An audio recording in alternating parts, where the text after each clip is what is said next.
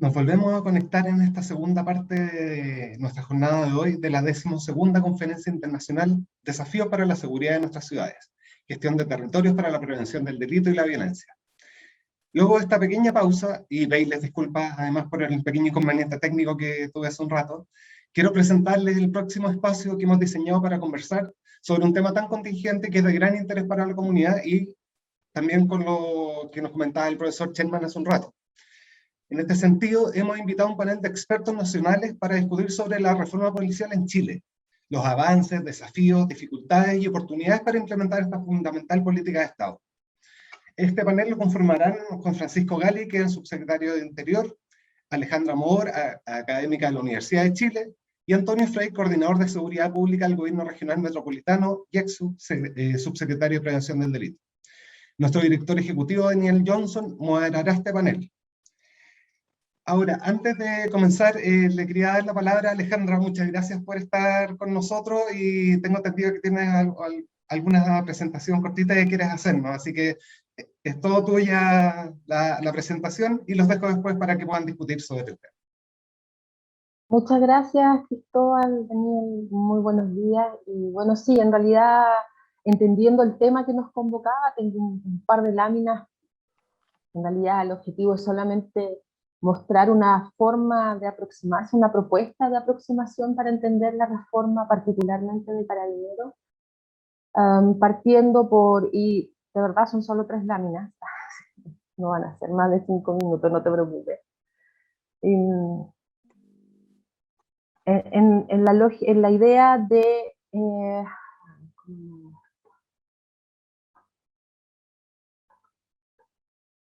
ahí está,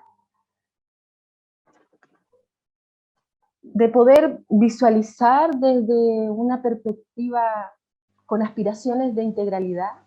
No pretendo, creo que me queda un poco grande la denominación de experta en reforma a la policía. Creo que hemos estudiado mucho e intentado colaborar con diferentes iniciativas. No obstante, la expertise la hace la participación constante en un ejercicio que estamos recién iniciando. Entonces, como esto es un ejercicio, la idea es poder pensar desde estos casos emblemáticos que se han ido constituyendo como detonantes de la crisis en Carabineros y que convocaron finalmente a poner la necesidad de una reforma sobre la mesa, tema que no había sido acogido por las diversas autoridades en los años y décadas anteriores, ¿no? Entonces, plantear que hay 3 grandes casos, tras los que hay pequeños otros casos invisibilizados. Entonces, que no quede la idea de que solo esto es lo que ha ocurrido en la institución, sino que estos hechos develan otras situaciones probablemente mucho menos visibles y menos analizadas, ¿no? Entonces, plantear un esquema de análisis que nos permita mirar tanto a nivel de la estructura como de la cultura institucional cuáles han sido los facilitadores y las oportunidades facilitadores dentro de la institución y aquellas oportunidades en el medio, porque hay que reconocer que la situación que enfrenta Carabineros, que ha venido enfrentando el cómo se hacen las cosas en la institución, no pasa solo por decisiones institucionales o por condiciones institucionales, sino que hay también condiciones en el medio, tanto social como político, y el tema político es muy importante. Pero así como se han hecho visibles estos casos y nos permite hoy día hablar sin mucho problema de que Carabineros es una institución militarizada, con una doctrina militarizada, cosa que hace 6 o 7 años era un poco horrorizarse, hoy podemos hablar de que tenemos problemas en la institución que están en torno a la opacidad, que tienen que ver con la autonomía, con la ausencia de controles en muchos casos, o débiles cuando estos existen, y también con unas lógicas de cómo hemos pensado la seguridad respecto de la permanencia de esta idea del enemigo interno muy asociada a las políticas de seguridad interior, ¿no? El privilegio de la defensa del Estado, y esto no solo tributa a las instituciones policiales, particularmente Carabineros de ellas, sino que también el entorno a la institución. Entonces, plantear que existen estas condiciones que más o menos se han ido visibilizando en los últimos 3 o 4 años y que deben ser, a mi juicio, el punto de partida. Esta reflexión debe ser el punto de partida de una conversación sobre la reforma. Es decir, tener la capacidad de mirar de la manera más próxima a la integralidad cuáles son esos elementos que han permitido que detone esta crisis y por lo tanto enfocar en ellos cualquier acción tendiente a reformarlo. Y para eso quiero proponer un modelo que no es idea mía, que lo tomo prestado de Johan Galtung, ¿verdad?, de cómo analiza la violencia, viendo que, para poner de relieve, que estos casos corresponden a aquello que es visible de la crisis, pero que subyacen elementos que son fundamentales de comprender y que operan tanto a nivel de la cultura, como hemos mostrado en la lámina anterior, como a nivel de la estructura. Y que estos se retroalimentan y son justamente aquellos que están a la base los que han permitido que se sucedan estos hechos que hemos conocido como los grandes casos, los bullados casos, tanto respecto asociado a la corrupción como a las violaciones de derechos humanos principal, aunque no exclusivamente. Y que esto ocurre en un contexto, en un medio social y político, en el que existen, con todas sus deficiencias, mecanismos de control que no están funcionando y por tanto teniendo a la vista estas lógicas más estructurales, más sistémicas, ¿verdad?, nos permitiría avanzar a lo que en la misma línea de las respuestas que el propio Galtung ofrece a la violencia, pensar cómo abordar una reforma a Carabineros que pueda hacerse cargo justamente de aquellos elementos profundos que vienen propiciando la situación en la que nos encontramos hoy. Y esto tiene que ver con abordar entonces, en el marco del contexto que nos encontramos, que no es el mismo contexto de los años 90 ni de inicios de los 2000. Hoy estamos en un proceso constituyente, estamos además en un momento de un profundo cuestionamiento a las estructuras patriarcales, ¿verdad?, que para el análisis de las instituciones policiales necesitan tener también un lugar muy relevante, porque la lógica militarista, la lógica de la fuerza, tiene mucho que ver también con las estructuras patriarcales y por tanto esperamos que en un momento de transformación social en esta línea debiera afectar también este cuestionamiento a las lógicas de la institución, y no solo en términos de equidad de género u otros conceptos que ya están más o menos incorporados en general en el Estado chileno, ¿no? Entonces, cuando miramos acá en esta lógica sistémica y pensamos que necesitamos un momento de reconciliación desde dentro de la institución y hacia afuera, porque ese efectivo se ha planteado de mala manera, que se le vulneran los derechos humanos también a los y las carabineras, respecto de que esto lo harían los delincuentes. Lo cierto es que el Estado chileno sí lo hace. Y esto ha quedado más o menos documentado en un informe del INDH exploratorio de hace algunos años, en las condiciones, por ejemplo, en las que les toca laborar cuando son destinados a la Araucanía. Recordemos que hace unos años murieron 2 funcionarios de carabineros asfixiados por las condiciones en que estaban alojando en un fondo. Y creo que esos 2 carabineros muertos equivalen a los que han sido muertos también por acción de armas de fuego, en contexto de conflicto, efectivamente. Entonces necesitamos mirar desde una perspectiva de la reconciliación respecto de las lógicas culturales, tanto al interior de la institución como en su relación con el medio. Luego, a nivel de la estructura, efectivamente se necesitan cambios que tiendan a la democratización cada vez más profunda, y esto tiene que ver con la distribución del poder, tanto respecto de carabineros con la relación con el Estado y la sociedad, como al interior de la institución. De aquí, por ejemplo, hablar de un escalafón único es una necesidad imperativa para pensar en democratización efectiva. El marco que regula la actuación de carabineros debe darse a discusión en espacios plenamente democráticos. No podemos hacer perdurar marcos que lo regulan y que no tienen su origen en una estructura democrática como con la que contamos hoy día, ¿verdad? Y así es como en este proceso de retroalimentación, donde pensemos qué modelo de seguridad para el Chile de hoy y de los próximos 50 años, y coincidiendo con lo que planteaba el profesor Sherman respecto del riesgo, yo quisiera agregar la necesidad de pensar en un modelo más vinculado al conflicto, ¿verdad?, que nos aleje de la discusión de la fuerza y del arma como único medio para resolverlo, y poner al diálogo efectivamente como el primer recurso. Y para eso tenemos que pensar entonces con perfiles humanos y profesionales para ese medio, para ese modelo, perdón, para esa función social que le queremos dar a la institución. Bueno, sin lugar a dudas aquí hay muchos más temas, es importantísimo, me parece también otro elemento que señalaba el profesor Sherman respecto de qué pasa con los funcionarios que son apartados de la institución. Particularmente las experiencias de reformas policiales en América Latina nos han mostrado que son efectivamente un riesgo y que por tanto no es tan sencillo como apartarlos de la fila, darlo de baja y olvidarnos. Entonces, bueno, les agradezco que me hayan permitido plantear estas ideas iniciales y nada, suelto el micrófono. Gracias. No, no por mucho rato, la idea, Alejandra, aquí es que armemos una conversación, así que la invitación es a que dialoguemos.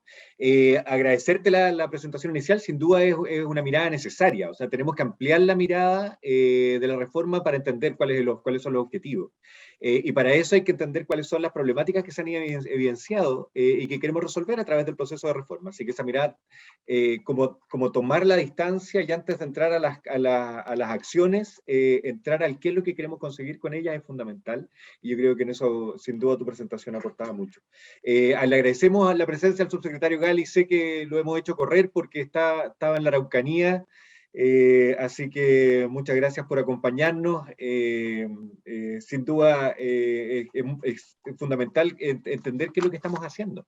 O sea, los casos que nos contaba Alejandra, que han ido ocurriendo y que nos contaba también el general Yáñez hoy día en la mañana en su presentación, en que ya sabemos que se fueron evidenciando ciertos casos, ciertas acciones que fueron las que gatillaron y ayudaron mucho a generar el consenso de que es necesario este proceso de reforma.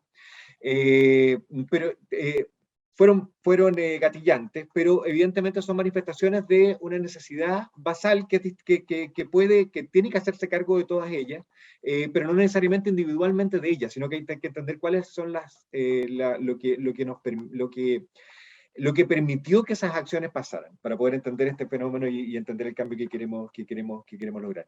Entonces, bueno, fundamental que desde ahí, desde que ocurrieron esos casos, ha transcurrido mucha agua bajo el puente también. Tuvimos una primera mesa por la seguridad, donde algunos de los que estamos aquí también participamos, año 2018, después hubo dos consejos que se armaron, en la época en que estaba el subsecretario, no, ya estabas tú, Juan Francisco, creo ya para esas primeras comisiones, y después ahora finalmente tenemos esta nueva instancia que es la unidad coordinadora de la reforma que ha trabajado en estas etapas más recientes del proceso de reforma.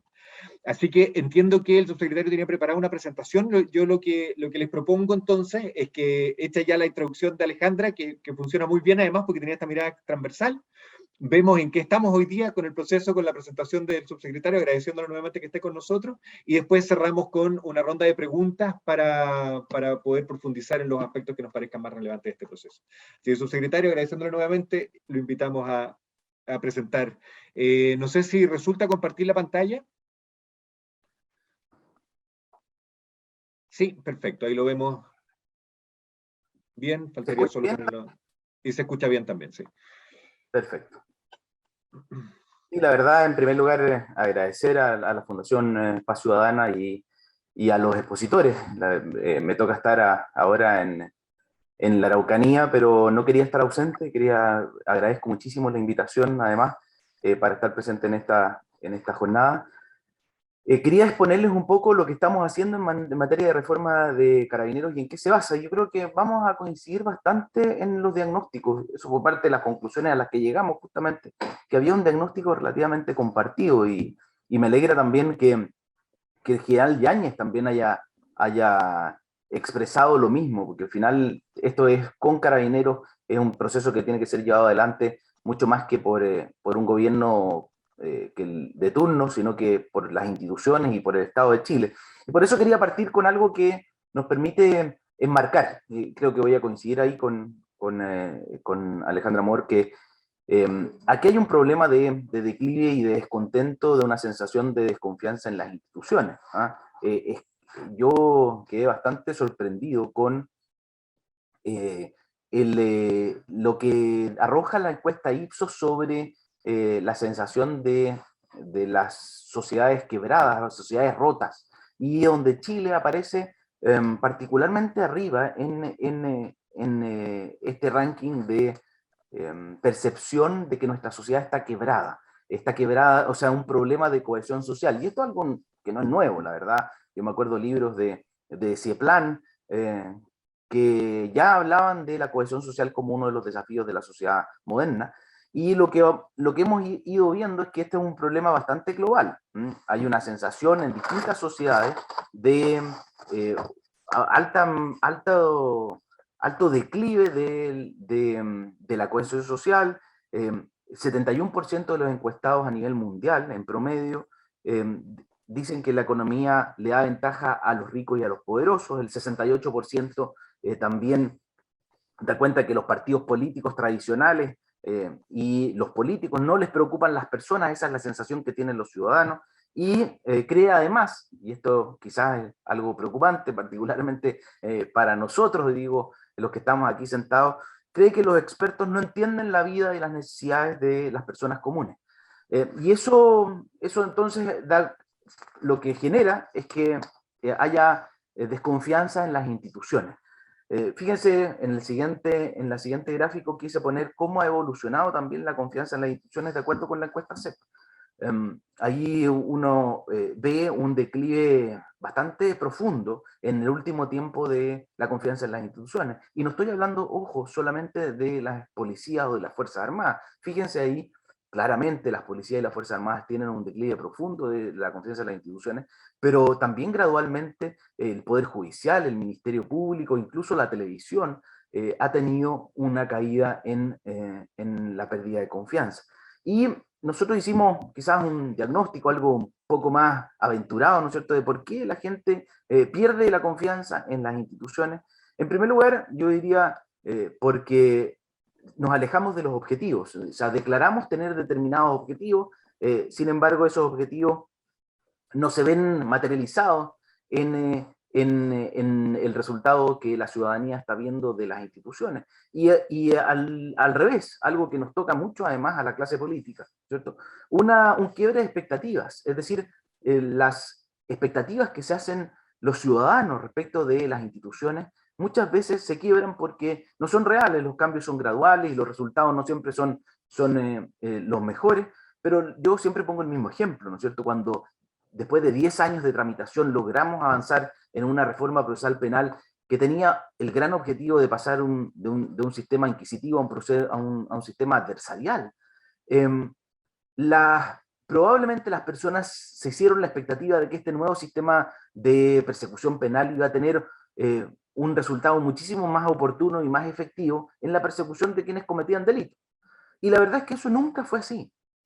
Los dos objetivos presenciales de la reforma procesal penal fue pasar de un sistema en que había mucha crítica respecto de los derechos de acceso a la justicia y de real resolución de los conflictos, y de respeto a los derechos de las personas, particularmente del debido proceso en el proceso inquisitivo, a un proceso adversarial que permitía mucho más garantía, pero en segundo lugar, un proceso que hacía mucho más eficiente el uso de los recursos porque se focalizaba en los delitos más graves. Y por eso la figura del archivo provisional, por eso la decisión de no perseverar del fiscal, pero eso generó una frustración en la ciudadanía, ¿no? El ciudadano cree que su delito es igualmente importante que cualquier otro y por lo tanto no entiende que el fiscal toma una decisión de no perseverar o de archivar una causa porque ya sea no tiene prueba o porque el daño social que está detrás de ese delito no es lo suficientemente importante como para ser priorizado por el despliegue estatal de la persecución penal. Y esa es una decisión que es racional, pero muy poco comprendida. Entonces, y ahí ustedes ven, fíjense en el gráfico que yo les muestro, las dos instituciones que, de acuerdo con la encuesta CEP, tienen peor valoración por parte, o confianza por parte de la ciudadanía, son los tribunales de justicia y el Ministerio Público. Y además, eso no se condice con los resultados, porque ustedes van a ver, ha habido en la siguiente, una importante caída, más allá del efecto que ha tenido la propia pandemia, ¿no es cierto?, y las medidas dispuestas por la autoridad sanitaria en la victimización, ha habido una caída en la victimización. Y por lo tanto, menos personas son víctimas de delitos como consecuencia, en parte, de la menor movilidad que tuvimos durante los 2 últimos años, ¿no es cierto?, pero también en parte por el despliegue policial asociado al control de las medidas sanitarias. Pero ¿qué pasa? Fíjense la percepción de inseguridad de las personas ha aumentado, y es más, estamos llegando a los niveles más altos de percepción de inseguridad. Es decir, las personas se sienten más inseguras ahora, pese a que ha caído la victimización. Entonces, claramente, hay un problema no solo de comunicación, quizás esa es la respuesta más facilista a este respecto, sino más bien de cumplimiento de las expectativas o de cómo comunicamos o cómo damos sensación de seguridad a los ciudadanos, más allá de decirle que las estadísticas muestran que caen los delitos. Y lo que nosotros hicimos en parte, todo este diagnóstico, la verdad es que no es simplemente académico, era para fundar cómo abordar en parte el tema de la reforma de Carabineros y particularmente un tema que a nosotros nos es de especial preocupación, como es la legitimidad del actuar policial en Chile. Y lo primero que hicimos fue mirar, y fíjense que este es un debate que se está llevando adelante en distintos lugares del mundo. Y yo diría que el problema de la legitimidad del uso de la fuerza por parte de las policías o del Estado, a través de las policías, es un debate que es más bien global.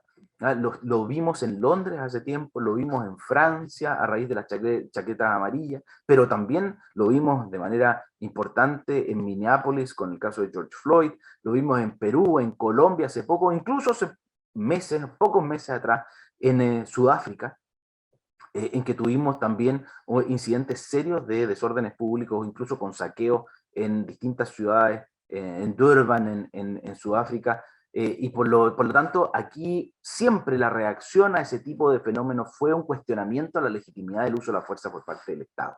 Y eso tiene que ver, y hay bastante ciencia asociada a esto. Hoy día, autores han señalado como uno de los principales desafíos que tienen las policías y por lo tanto los gobiernos es la legitimidad o la falta de legitimidad social que tienen las policías en su accionar.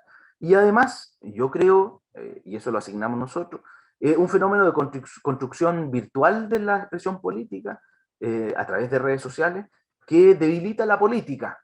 Los actores políticos hoy día en una sociedad de redes sociales se ven obligados a reaccionar de manera casi instantánea a fenómenos que se comunican a través de redes. Y el problema de eso es que generalmente reaccionan o reaccionamos con información incompleta. Y esto, ya lo ha dicho Habermas, ¿no es cierto?, la legitimidad democrática requiere de un proceso informal de comunicación en que las opiniones se forman a través de los medios de comunicación masiva, y esos medios de comunicación hoy día, diría yo, son principalmente las redes sociales. Además, hay que sumarle, y aquí voy a ir muy rápido porque hay que sumarle lo que yo creo que ya resumieron muy bien Alejandra y el general Yáñez.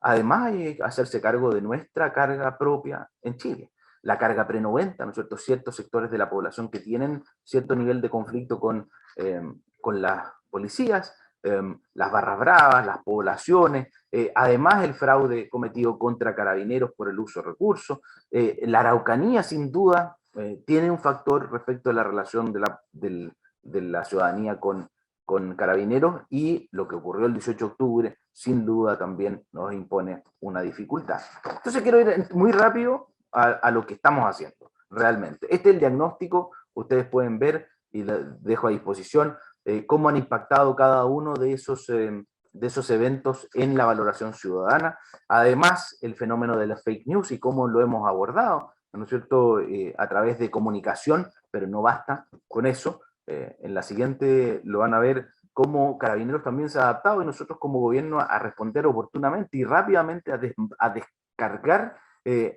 por ejemplo, noticias que han resultado en falsas, y además una aproximación, y en esto sí me quiero quedar un minutito, Daniel, solo porque nosotros quisimos estructurar la reforma como una reforma al sistema de seguridad pública, no únicamente ni a Carabineros ni a las policías. ¿Por qué? Y quisimos hacer esto porque el sistema tiene a las policías como un actor muy relevante, pero ustedes pueden ver que en cada una de las fases, en la prevención, en el control, en la persecución penal y también en la reinserción, hay otras instituciones que tienen roles importantes que cumplir en el sistema de seguridad pública. Y por lo tanto, si solo vemos en materia de reforma a Carabineros, creo que nos vamos a quedar cortos. Nos vamos a quedar cortos en materia de reforma. Ahora, ¿qué es lo que hicimos? Y yo les puedo decir, partimos en primer lugar no desde cero. Hay que recordar que el presidente Sebastián Piñera partió su gobierno con 5 grandes acuerdos nacionales. Uno de ellos fue por la seguridad. Bueno, claramente ahí también nos quedamos cortos porque el tema del orden público, por ejemplo, en el Acuerdo Nacional de Seguridad Pública casi no fue tema. Y después vinieron lo que tú ya reseñabas, el Consejo para la Reforma de Carabineros y la comisión que llamó el senador Arbúe en el Senado, con la Comisión de Reforma Policial, que derivó en la reforma de Carabineros. Y ahí quiero entrar muy someramente en lo que estamos haciendo en materia de reforma. Ahí ustedes pueden ver los miembros de la unidad coordinadora de la reforma, que lo que quisimos es dotarla de distintas visiones, desde el gobierno, desde los distintos estamentos de carabineros, pero también desde una mirada externa. Está Franz van der Scheuren, está Antonio Frey, Catalina Merz, y la Fundación Paz Ciudadana, aquí representado por Daniel Jones. Y lo primero que hicimos, y que creo que tiene que ver mucho con lo que estábamos conversando, es primero fijar cuál es el objetivo, hacia dónde queremos avanzar, y por eso definimos los principios, y quizás no me voy a quedar en todos ellos, pero sí uno y esencial, que el punto central o el eje base de la reforma tenía que ser una policía cuya labor estuviera en el centro, las personas y la protección de sus derechos. Ese es el centro de la acción policial, poner a la persona en el centro. Yo creo que es el centro de las políticas públicas. Y cómo hemos avanzado, quizás, y aquí termino, Daniel, para poder quizás abrir un poquito la conversación.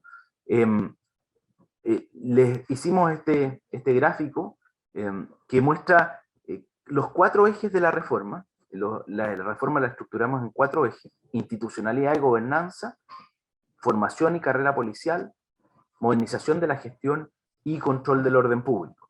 Control del orden público como una materia urgente de avanzar y también distinta de abordar.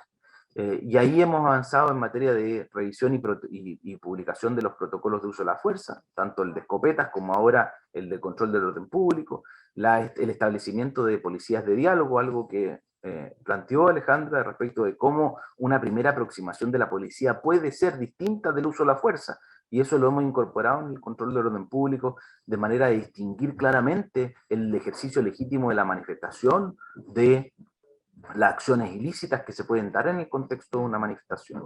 Después, en materia de institucionalidad y gobernanza, no solo la institucionalidad de la propia institución, donde por ejemplo se ha creado la Dirección de Derechos Humanos, ¿no es cierto?, sino también la institucionalidad del sistema. Y ahí ya presentamos al Congreso Nacional el proyecto de ley que crea el Ministerio de Seguridad Pública, un desafío que creo que hay bastante consenso en esa materia.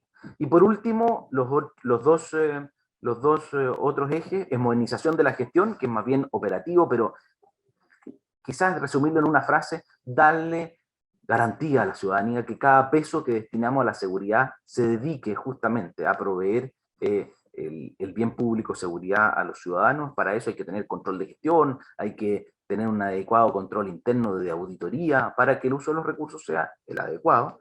Y por último, formación y carrera policial, que tiene 2 ámbitos.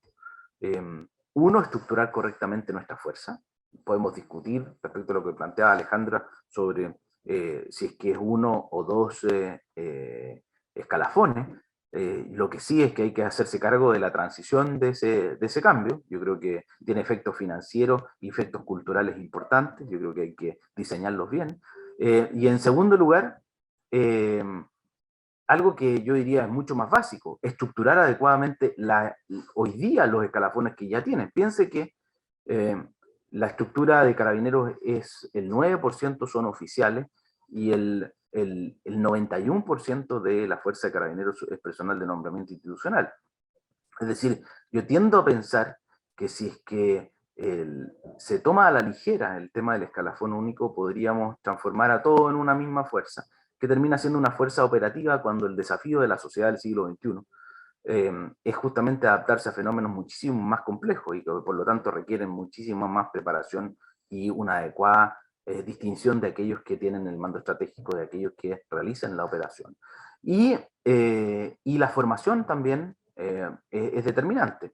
El general director tomó una decisión valiente de ampliar a 2 años, creo que importante decisión, de ampliar a 2 años la formación inicial del personal de nombramiento institucional. Recién un primer paso, yo creo que no un paso definitivo, sino que un paso importante, pero un primer paso. Pero en segundo lugar, nosotros ya estamos y pretendemos durante este mes, a más tardar el próximo, ingresar al Congreso Nacional un proyecto que estructure adecuadamente la carrera policial para que pongan los incentivos correctos para aquellos que quieren ser parte de una tarea tan compleja como es ser policía en el siglo XXI. Así que, Daniel, abierto a conversar, a recibir preguntas y espero haber sido lo más rápido posible, pero haber cubierto lo que estamos haciendo en materia de reforma policial. En todo caso, los invito a todos, ojalá, a que nos pregunten de las formas que lo tengan a bien, pero además a visitar reformacarabineros.gov.cl, donde están cada una de las iniciativas y están los 4 ejes para que los puedan conocer y opinar sobre ellos. Así que muchísimas gracias, Daniel. Buenísimo, muchas gracias, subsecretario, por la presentación. Evidentemente, de la presentación y también de todo el proceso que nosotros hemos vivido y hemos tratado de acompañar, uno ve que una de las dificultades más importantes, bueno, primero era definir cuáles eran los objetivos, tenerlos claros, pero una dificultad que va a permanecer durante todo el proceso de reforma, sobre todo considerando que es un proceso que es de largo plazo y que no se va a resolver en 1 año, en 2, probablemente va a tomar mucho tiempo para poder hacerlo en la profundidad que se necesita, es mantener durante todo este periodo alineadas las acciones que uno busca emprender con ese objetivo inicial que se planteó. Es muy fácil la transformación de una reforma en una lista de cosas por hacer. Pero cuando uno pierde de vista el objetivo, sobre todo cuando ha pasado tanto tiempo, en el proceso de la reforma puede ser que esa acción ya no cumpla con ese objetivo y que hay que irla modificando. La planificación de la reforma tiene que ser un proceso dinámico. Entonces aquí toma mucho valor la comunicación, evidentemente, tanto interna a la institución para que nunca se pierda de vista ese objetivo, pero también hacia la ciudadanía. Y aquí, cortito, pero bueno, dentro de los hallazgos del índice Paz Ciudadana que entregamos hace un par de semanas, que nos sorprendió fue que, bueno, hicimos un Zoom y preguntamos por la reforma y solo el 17% de las personas consultadas declaró que conocía la reforma y que sabía que estaba en curso. O sea, que sabía que existía un proceso de reforma y que estaba en curso. Pero cuando hicimos un Zoom también sobre los factores que tienen que ver con la legitimidad de la institución policial, de Carabineros en particular, nos dimos cuenta que habían resultados extremadamente disímiles entre distintos segmentos de la población. No hubo cambios importantes entre niveles socioeconómicos diferentes, no hubo cambios importantes entre las regiones y la ciudad, y Santiago, por ejemplo, regiones, pero sí hubo un cambio radical entre la percepción de legitimidad que tenían los jóvenes, los adultos y los adultos mayores.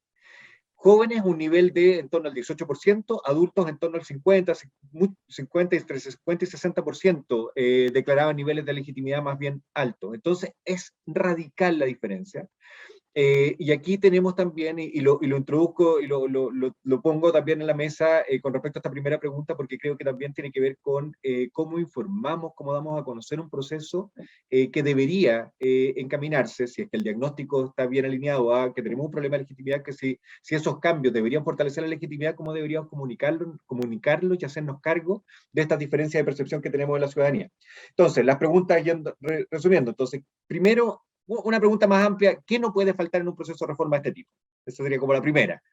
Y la segunda, ¿cómo podemos comunicar esta reforma, tanto internamente como externamente, para resolver estas dos dificultades? Uno, que se mantenga el proceso y las acciones alineadas al objetivo, y para que la ciudadanía y los jóvenes en particular, que son los que se sienten más alejados de estos procesos, lo puedan entender y hacerse parte, y hacer propia esta reforma que debería ser de la institución, pero de todos los chilenos, evidentemente.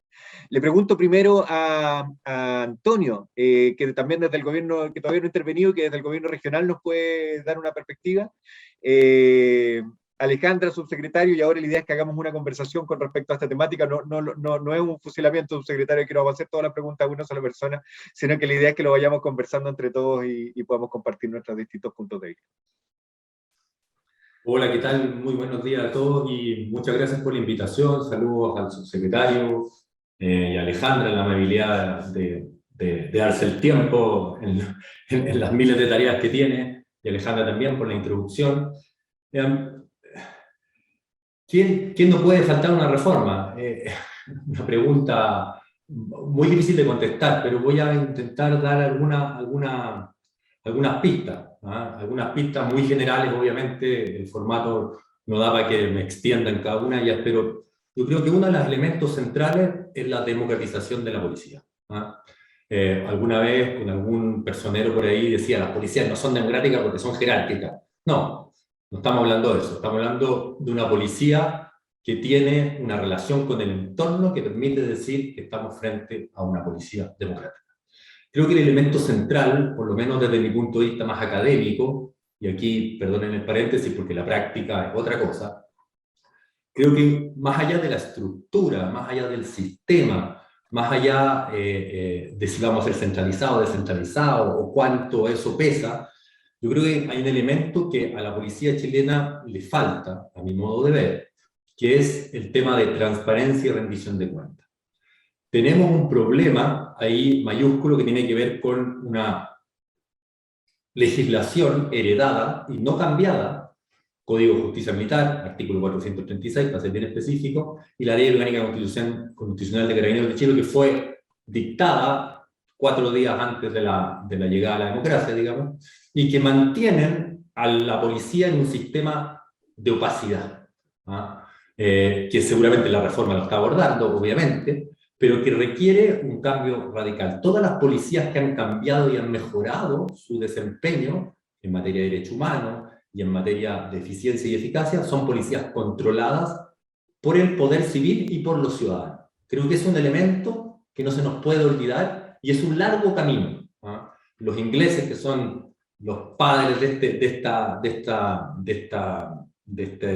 disyuntiva, digamos, porque también hay unos niveles de independencia que hay que conservar, se han demorado 50, 60 años en establecer una institucionalidad relativamente creíble y razonable. Y todavía tienen muchas dificultades. O sea, este es un camino muy difícil de lograr. Yo creo que ese es un elemento del cual yo destacaría, ¿no? Más allá del tipo de policía que tengamos, es cuánto podemos ver de esa policía y cuánto podemos transparentar para que el ciudadano sepamos en qué gastamos, en qué no gastamos, cómo priorizamos las cosas, cómo podemos evaluar, en fin.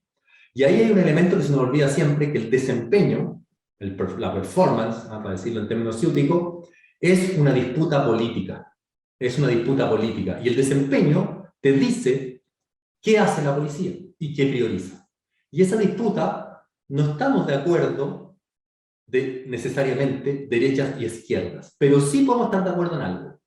Que creo, no estoy diciendo, subsecretario, que nosotros dos no estemos de acuerdo. Estoy diciendo en general lo que yo veo. También me puedo equivocar siempre en la afirmación que hago, pero creo que debemos, en esa idea de desempeño, hacerla lo más amplia posible, lo más diversa posible. No centrarnos en esta idea un poco reductiva, que además puede ser contraproducente a mi modo de ver, que es la eficacia. ¿Ah? La persecución, la reacción penal, la detención como indicador central, sino que tener indicadores de derechos humanos, tener indicadores de calidad, cosas muy complejas de lograr. Creo que es un elemento central. Respecto al tema de los jóvenes, creo que la respuesta es muy difícil, no la voy a abordar, obviamente, pero creo que hay alguna pista referida al tema de la inseguridad, ¿no? Que puede ser ilustrativa de por qué los jóvenes ven tan distinta la realidad que el resto de la población. Primero, creo que hubo un quiebre generacional con lo que pasó el 18O, y las generaciones nuevas, y lo digo, subsecretario, responsablemente porque tengo hijos en ese tramo de edad, están totalmente desencantadas con la policía y tienen un juicio muy crítico. Hay que hacerse cargo de eso, ¿no? Muy crítico. Hablan en otra dimensión, ¿no? No comparten ni un cuarto de lo que yo pienso, por lo crítico que soy, o lo que puedo hacer, digamos, respecto a las policías. Tienen otra forma de verlo después de lo que ocurre. Y eso va a ser una recomposición histórica. Creo que vamos a tener que recomponerlo durante muchos años. Es un primer punto.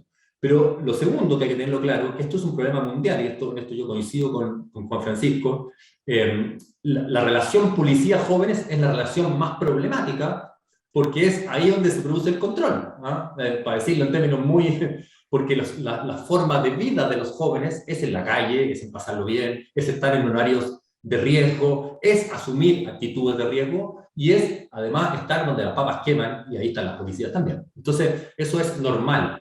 Voy a poner un ejemplo bien dramático, pero creo que puede ser súper ilustrativo, porque además pasaron por sufrimiento para llegar ahí. La policía alemana y la policía francesa, ¿no?, que parecen como de otro mundo. La policía alemana, para que ustedes sepan, hacían control de orden público con helicóptero, ¿no?, en los años 80, a ras de suelo, no eran muy democráticas, y se fueron democratizando poco a poco, producto de la intervención del Tribunal Constitucional. Fue el Tribunal Constitucional el que las democratizó, no la policía, ¿no?, para que se entienda la importancia de las instituciones civiles, y en este caso jurisdiccionales, en esa materia. Y ahí tenemos que en el control de entidad que existe tanto en Francia como en Alemania, cuando uno ve las encuestas a los jóvenes de aplicación de ese control de entidad, uno se da cuenta que la policía alemana logró no discriminar entre turcos, que es la población extranjera más importante, hasta hace unos pocos años por lo menos, y los alemanes. O sea, aplica de manera absolutamente igualitaria el instrumento entre personas de origen alemán y personas de origen turca, o turco. En cambio, en el caso francés, cuando uno analiza los datos, se da cuenta que la policía francesa aplica mucho más el instrumento a población magrebí, árabe, para ser muy claro, que a población francesa, sin tener mejores resultados en la persecución del delito. Creo que esa es la pregunta central. Pongo el ejemplo para reflexionar. Al final, la discriminación no produce buenos resultados, ¿no?, y solamente contribuye a deslegitimar la policía. Creo que eso hay que tenerlo súper claro, y cuesta mucho, porque en el sentido común, bueno, la gente pobre, entre comillas, podría delinquir más porque tiene más incentivos, los barrios más conflictivos hay que controlarlos más. Estoy diciendo en el sentido común, estoy diciendo lo que yo piense, porque en el fondo es ahí donde está el narco o algún tipo de actividad ilegal. Entonces hay también ahí un elemento central. Y yo creo que una policía democrática, con esto termino, para no latear más, creo que una policía democrática es aquella que defiende valores supremos de la democracia. Y el valor supremo de la democracia número uno que debemos defender en una acción directa con la población es la imparcialidad. Creo que esa cuestión, si la perdemos de vista, vamos a perder la batalla de la reforma. Así lo digo de esa manera tan brutalmente. ¿Por qué? Porque eso que parece tan simple, evidentemente que tiene una complejidad tremenda, y pasa principalmente, y ahí toco el tema que tocó el subsecretario y lo complejo que es. Yo he estado en una posición muy menor a la de él, pero sí he estado en esa bambalina, y sé lo complejo que es el tema de la formación. Esto no se va a arreglar porque la jerarquía tenga control sobre los subalternos. Esto se va a arreglar cuando cambiemos la cultura institucional, y esos son varios años de formación distinta, que estamos abordando de manera reciente en el sentido de que el Poder Civil se ha puesto a mirar esto con más detalle, se aumentó el número de años, pero ahora hay que ponerle mucho ojo a la calidad y qué le enseñamos a esos policías cuando salen a la calle, ¿ah? Si eso logramos pasarlo, como hicieron algunas policías escandinavas, con escenarios mucho más favorables, históricos y también sociales, tienen menos diferencias sociales, tienen menos segmentación espacial y una serie de cosas que son distintas a nosotros, lo lograron con años de formación y con un cambio en la cultura institucional. Por eso termino. Muchas gracias. Muchas gracias, Antonio. Le damos la palabra a Alejandra para la misma pregunta, y después, subsecretario, nos quedan 15 minutos. Así que ahí les pido que ojalá lo hagamos lo más resumido para que logremos hacer una pregunta más también. Alejandra, ¿qué no puede faltar a la reforma y cómo podemos comunicarla de manera más efectiva para jóvenes principalmente, y también para el blanco interno, para que la reforma cumpla su objetivo? Mira, me voy a tomar de algunas de las palabras de Antonio y del subsecretario también. ¿Qué no le puede faltar a la reforma? Democratización, y eso es un concepto muy grande, muy complejo, ya algo Antonio se refería a eso, y quiero quedarme con estas últimas ideas respecto de la imparcialidad para retomar algo que planteó el subsecretario en torno a la legitimidad de las instituciones policiales. Comprendo la importancia de la comunicación, no le resto valor, sin embargo creo que nos perdemos si creemos que la legitimidad está dada por cómo informamos, porque el marketing te permite vender productos, pero si el producto es malo, no lo vas a seguir comprando por muy buena publicidad que tenga. Entonces es una primera cosa, y Carabineros la verdad es que ha invertido mucho en publicidad, y aquí están los resultados, no ha sido la respuesta. Lo que aquí como creo yo que debemos ver la legitimidad es desde los principios de la justicia procedimental, es decir, cómo actúa Carabineros. Y el cómo se ve el producto después en realidad va a estar en decisión de quiénes, de la ciudadanía, de todas esas personas que somos atendidas por la policía, ¿verdad? Y allí es donde entramos al tema de los jóvenes, porque cuando hablamos de la confianza, esta pregunta tan tosca, tan poco fina, sobre cuánto confía usted en las instituciones, ha servido mucho para decir no vamos tan mal y estos otros están peor, pero ha servido poco para entender los fenómenos profundos.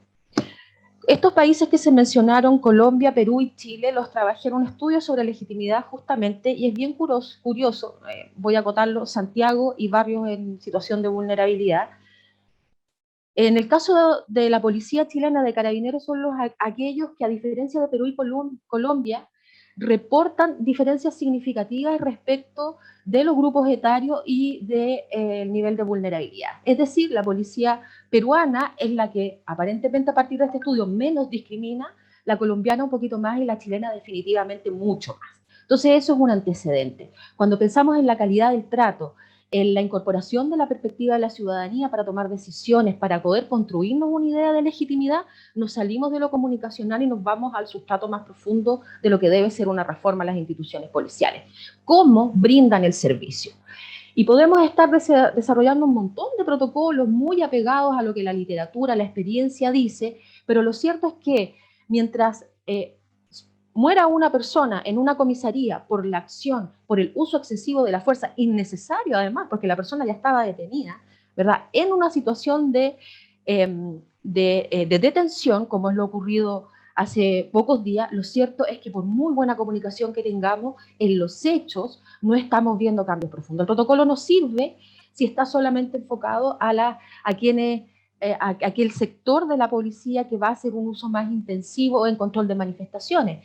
Todos los funcionarios y las funcionarias deben verse permeados por esta transformación. No lo vamos a lograr de aquí a mañana, pero al cabo de 2 años de iniciado el proceso, o 3 años de iniciado el proceso de reforma, o al menos de enunciado, uno esperaría que ya no mueran personas al interior de los recintos policiales. Y por cierto, es algo que seguimos viendo. Entonces tenemos ahí problemas importantes.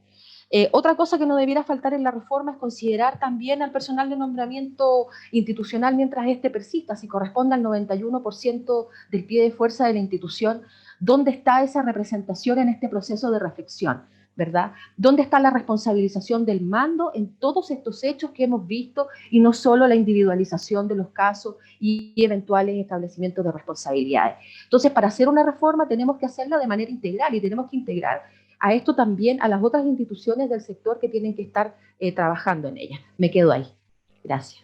Gracias, Alejandra. Yo también quiero aprovechar porque, claro, no hay que, y no fue mi intención dejar tampoco nunca vinculado a que la comunicación es lo que va a resolver el problema de legitimidad, sino totalmente claro, no, pero por si acaso a alguien más o a alguien le hubiera quedado esa sensación, porque evidentemente sabemos que no es así. O sea, necesitamos que una policía que sea efectiva, necesitamos que sea justa de manera procedimental y que sea justa de manera distributiva también. O sea, que a todos tengan el mismo servicio policial, que el servicio policial se ajuste a los procedimientos y al derecho, evidentemente, y a la justicia en sus funciones, y que sea percibida como legítima por la ciudadanía, o sea, que sea percibida, perdón, como efectiva por la ciudadanía también. Y si no logramos eso, evidentemente no. Pero también yo creo que el proceso de reforma necesita ser comunicado para que la ciudadanía también entienda qué es lo que puede esperar de él y qué es lo que puede exigir de él también. Y cuáles son los pasos. Y por eso que hay más aproximada a la comunicación también, que creo que es súper importante este proceso de reforma. Sí, muchas gracias. Subsecretario, las mismas preguntas. ¿Qué no le puede faltar? Bueno, aquí la visión evidentemente es distinta porque ustedes han tenido la posición de poder decidir qué entre y qué no entre en este proceso de reforma, pero ¿qué no podría faltar? Y además porque es un proceso a largo plazo, entonces aquí se están sentando los inicios de un proceso que evidentemente va a tener que seguir en el futuro, entonces ¿qué cosas no podemos descuidar en un futuro, en este proceso de reforma? Y de nuevo la pregunta, esa comunicación interna también para hacer que los objetivos se cumplan y que las acciones no se desalineen de esos objetivos finales que queremos alcanzar.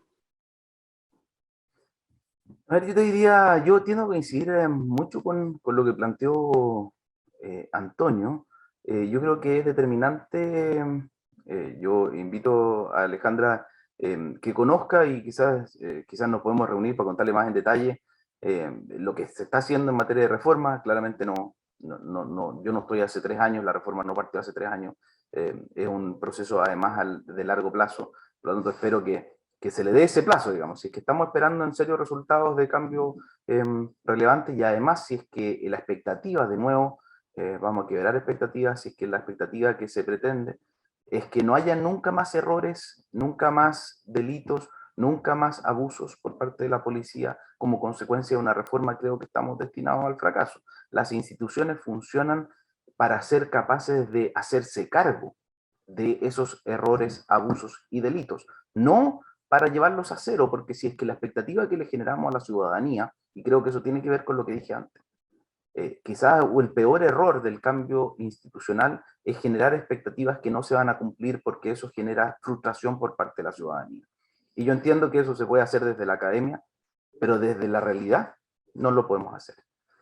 Lo segundo, entonces, yo tiendo a coincidir con Antonio en que la transparencia y la rendición de cuentas es algo relevante. O sea, si es que la ciudadanía logra entender, y en parte lo que decía antes, si la ciudadanía logramos transmitirle, y esto no tiene que ver con comunicación, sino que más bien tiene que ver con que lograr transmitirle cuáles son los objetivos concretos y cuáles son sus complejidades y sus limitaciones, justamente para evitar generar que estos cambios crean que van a ser por umbrales o de un día para otro. Por eso, si ustedes se fijan en la reforma, tratamos de enmarcarla hacia el año 2027. Incluso una crítica que recibimos desde los policías alemanas fue: ¿por qué trazaron un horizonte tan largo?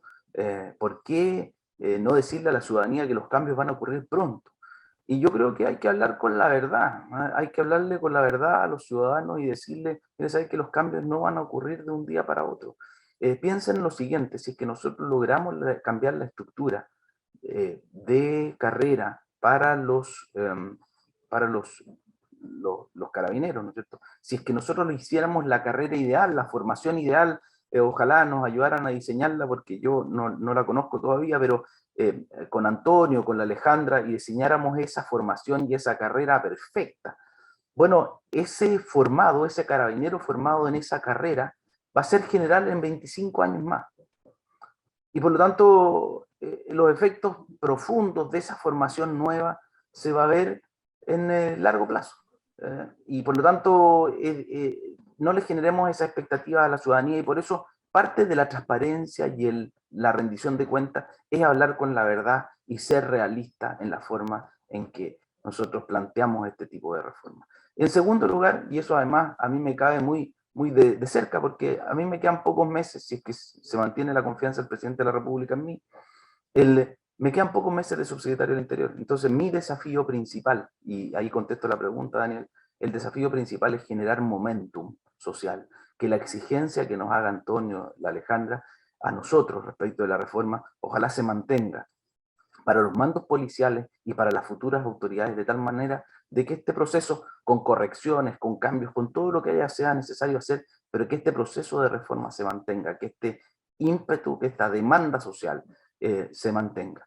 Y ahí es importante adoptar las pequeñas mejoras que hemos ya logrado. Te pongo un ejemplo, Antonio, sobre el tema de rendición de cuentas. El STOP.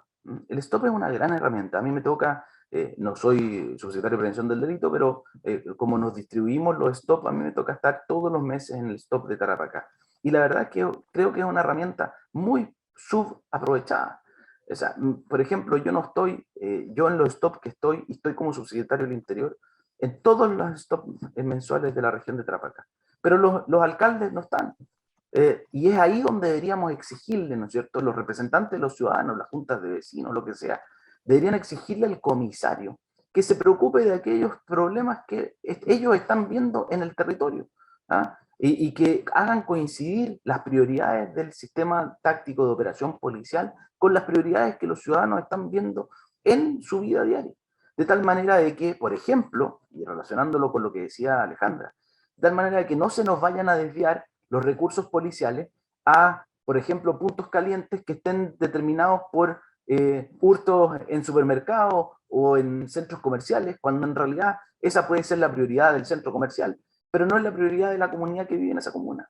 Y por lo tanto, esa herramienta sería muy útil de generar. Y está relacionado, Antonio, con esta policía democrática. Yo ahí hago una distinción. Hay que exigirle a la policía lo que es un servicio de ejecución para la provisión de bienes públicos, en este caso del bien público seguridad. No hay que exigirle, en cambio, la política de la seguridad, porque creo que eso es un error y en parte, y eso asumo mis responsabilidades, en parte en eso descansamos muchas veces las autoridades a cargo de la seguridad, en que la política también se la derivamos a las policías, y ese es el peor error, porque al final las policías terminan determinando los objetivos políticos y determinando también la forma en que van a medir su nivel de desempeño. La única forma de transformar un accountability democrático es que sean las autoridades políticas los que pongan los objetivos políticos y que por lo tanto midan a las policías en el cumplimiento de dichos objetivos, que va mucho más allá del rendimiento o la eficiencia, en la reducción de la victimización, porque lo que yo les mostraba es que en eso hemos sido relativamente efectivos, pero en cambio los objetivos políticos son en general legitimidad ciudadana de la acción policial, que es mucho más, y ahí coincido con la Alejandra, es mucho más que reducir los delitos, es que la gente se sienta tratada, tenga igualdad de trato, que sienta que cuando va a una comisaría, la tratan igual independiente que vaya a la comisaría de Las Condes, de La Pintana, o que vaya a la de Concepción. Y yo creo que eso sin lugar a dudas es parte del desafío. Y aunque sean fenómenos delictuales distintos, las víctimas son las mismas. Y el problema de la víctima, además, generalmente es mucho más profundo, porque esa víctima de algunas comunas más vulnerables probablemente depende para la solución de sus problemas del Estado de mucha mayor proporción que la víctima de comunidades más acomodadas. Entonces, yo creo que en ese sentido los desafíos son múltiples y yo diría el gran requisito, Daniel, es mantener el momentum de ánimo de reforma. Estoy de acuerdo. Ya poner el sentido de urgencia es difícil, ahora mantenerlo efectivamente es una dificultad importante. No, lamentablemente nos quedan más minutos, ya tenemos a Ed Maguire, que es nuestro último expositor conectado, ya esperando, no sé que también se tenía que ir Antonio y Juan Francisco. Un minuto, esta es la acción más arriesgada que he hecho toda la conferencia. Un minuto, por favor. Antonio, Ale, secretario ¿no? ¿Estás ok? Alejandra, no sé si quieres hacer uso, esto ya parece un debate, hacer uso de un minuto para comentar algo. No, solo agradecerles por el espacio para el diálogo y la conversación. Con las diferencias que son importantes también, creo que construimos más y mejor. Así que nada, muchas gracias y tengan un buen día. Bueno, muchas gracias a todos, infinitas gracias por participar. La verdad, tenerlos es un honor para nosotros en esta última jornada de cierre.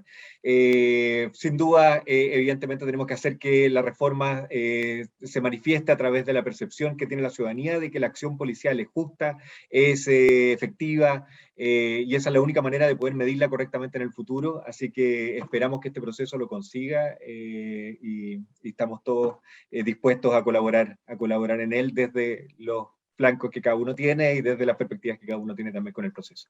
Así que infinitas gracias, éxito en la Araucanía, éxito en la gobernación y éxito, sé también, Ale, que ahora están también en una actividad, ahí tenemos una competencia, no estamos para que vean que en este tipo de instituciones colaboramos nosotros.